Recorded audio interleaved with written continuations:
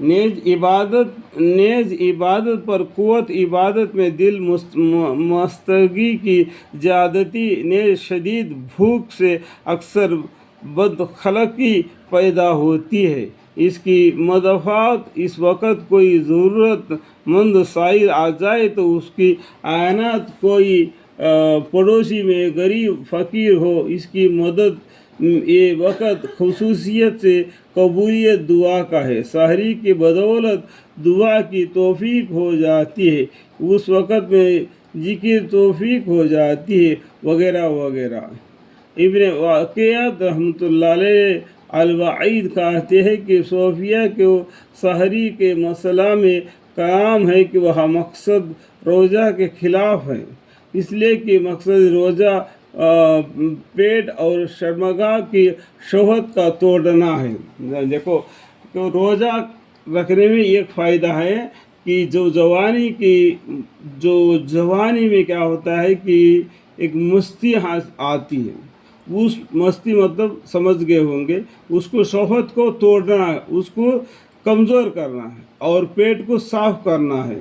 اس کے کام میں روزہ بھی مدد دیتی ہے، اور سحری کھانا اس مقصد کے خلاف ہے، لیکن صحیح یہ ہے کہ مقدار میں اتنا کھانا کہ یہ مصلحت بالکل فوت ہو جاوے، یعنی سحری تھوڑا سا کھا لو تاکہ زیادہ پیٹ بھر کر کھانے سے عبادت میں یہ کمزوری ہو جاتی ہے، تو کھٹے ڈکارے آتے ہیں اور نیند بھی تو بہت لگ جاتی ہے۔ سحری کھا لیا تو سو گیا تو اٹھا ہی نہیں، فجر کی نماز کا ٹائم ہو گیا، ایسا بھی نہیں ہونا چاہیے، یہ تو بہتر نہیں۔ اس کے علاوہ حسب حیثیت و ضروریت مختلف ہوتا رہتا ہے۔ بندہ کے ناقص خیال میں اس بارے میں تو قول فیصلہ بھی یہی ہے کہ اصل سحری افطار میں تقلیل ہے، مگر حسب ضرورت اس میں تغیر ہو جاتا ہے۔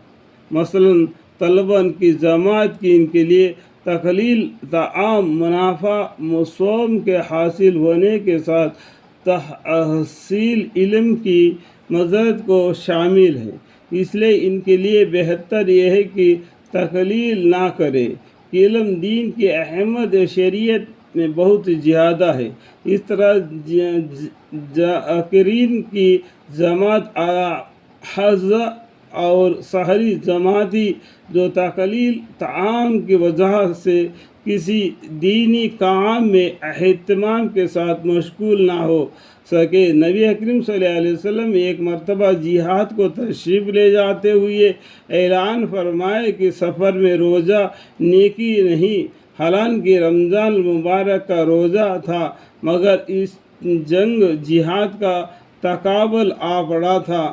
البتہ جس جگہ کسی ایسے دینی کام میں جو روزہ سے زیادہ اہم ہو، ضعف اور کسل روانہ ہو، وہاں تقلیل طعام ہی مناسب ہے۔ شریعہ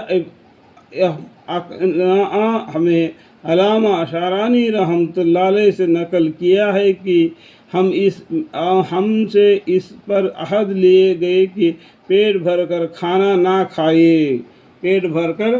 نہ کھائے، بالخصوص رمضان المبارک کے راتوں میں بہترین ہے کہ رمضان کے کھانے میں غیر رمضان سے کچھ تقلیل کرے، یعنی باقی 11 مہینے کھانا کھانے میں اور رمضان المبارک کے کھانے میں کچھ بدلاؤ ہونا چاہیے۔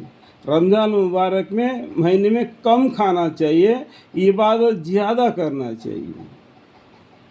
سمجھ میں آ گیا؟ یہ 11 مہینے، یہ ایک مہینہ الگ ہونا چاہیے۔ لیکن آج کل ہم دیکھتے ہیں کہ روزے دار روزے کے مہینے میں جتنا کھاتے ہیں اتنا 11 مہینے میں نہیں کھاتے۔ پھل پھلالی ہو یا گوشت ہو یا پلاؤ ہو، جو بھی ہو، رمضان مبارک میں جو ثواب کے نیت سے لوگوں کو کھانا کھلاتے ہیں تو وہ زیادہ خرچہ رمضان مبارک میں کرتے ہیں۔ آپ اندازہ لگا لو، کیا میں جھوٹ بول رہا ہوں؟ تو آپ اندازہ لگاؤ، اس لیے کہ افطار و سحری میں جو شخص पेट भर कर खाए, इसका रोज़ा ही क्या है। मशाइख ने कहा है कि जो शख्स रमज़ान में भूखा रहे, आइंदा रमज़ान तक तमाम साल शैतान के जोर से महफूज रहता है। और भी बहुत से मशाइख इसे इस बात में शिद्दत मनकूल है। अल्लाह ताला इन बातों को समझने की और अमल की तौफीक अता फरमाए। आमीन।